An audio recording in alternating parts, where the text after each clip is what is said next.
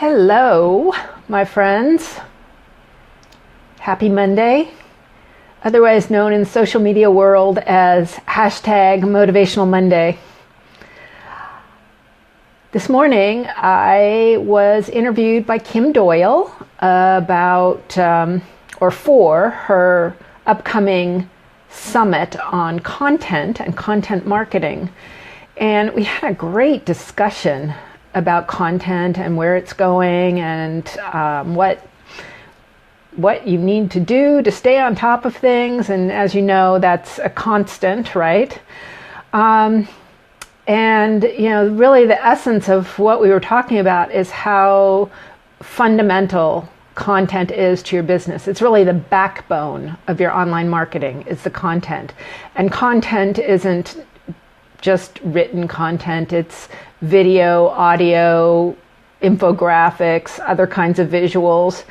And she asked me, how do we make this easier? Or, how do we answer the objection of, I don't know where to start. I don't know what kind of content to create. I don't know what, it takes so much time and I'm busy. I've got clients, I've got customers, I've got a family. And, those are all good questions. And they're also, completely valid objections. And the issue, though, is that, if you're running any kind of business, whether it's online or offline, you need to be marketing all the time. So what the evolution that I've been seeing over the last couple of years is a trend towards going with longer form content, but publishing less of it. So that looks like doing, say, blog posts that are, 1,000 to 1,500 words versus, that you publish maybe twice a month versus 300 to 500 word blog posts that you're doing every week. Because the issue here is that if you want your audience to see your content, you've got to spend a heck of a lot of time promoting that content. You need to be probably spending more time promoting it and getting it out onto the various platforms that you, where your audience is spending time than you're spending actually creating lots of content. And one of the things that I talked about with Kim is that, when you are creating less content, but more content with more depth, then you actually have more to work with when it comes to promoting your content, right? So it's easier to pull out all the pieces that you need to create status updates for social media, for example. It's easier to create short video clips about your content.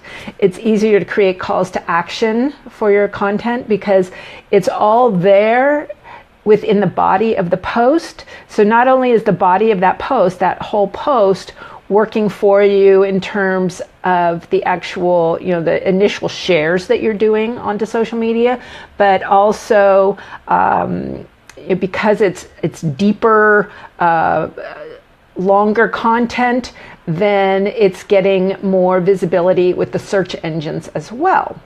So this has been the my thought process for today, Monday, and it's actually a good way to start the week, I realize, which is why I wanted to jump on here.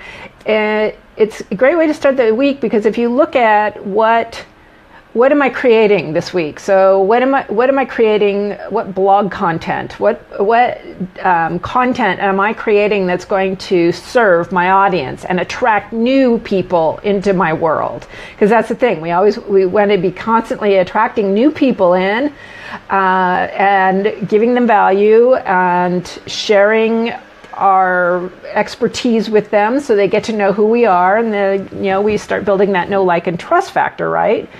And then what can you do this week to get that content out past your website.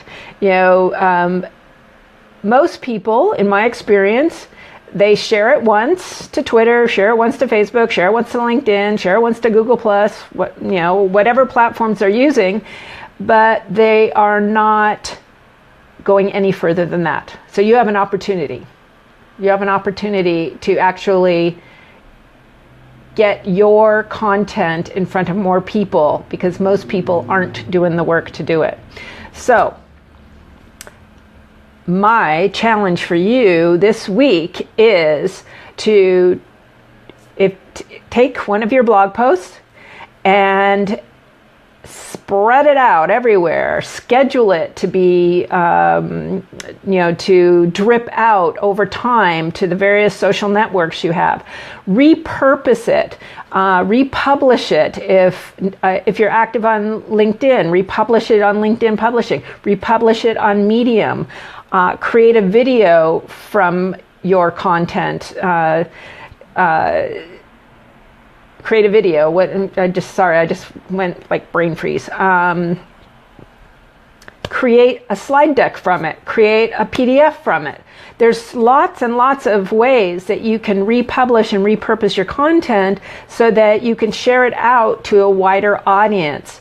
And of course, the most important thing, do not forget that call to action. So, on the micro content that you're creating for your blog post, for example, the call to action is to go read the full content, to go to your website and read that content. Then, once they get to the website and they're reading your content, what's your call to action there? What do you want people to do as soon as they've finished reading your content? So that's your challenge for this week. Today's Monday. It's a great day to start this. Take a look at the last blog post you wrote, and how can you repurpose and republish that content to give it wider visibility around the web. Okay?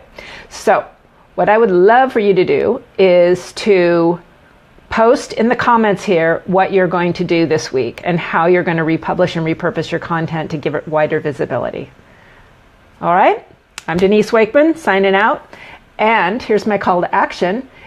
If you would like a checklist of 27 ways to repurpose and repurpose and republish your content, you can go get that at my website, denisewakeman.com. It's the very top article.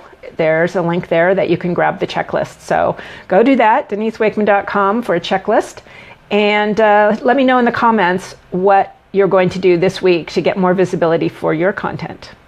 All right, over and out. Have an adventurous day. Take care. Blog on.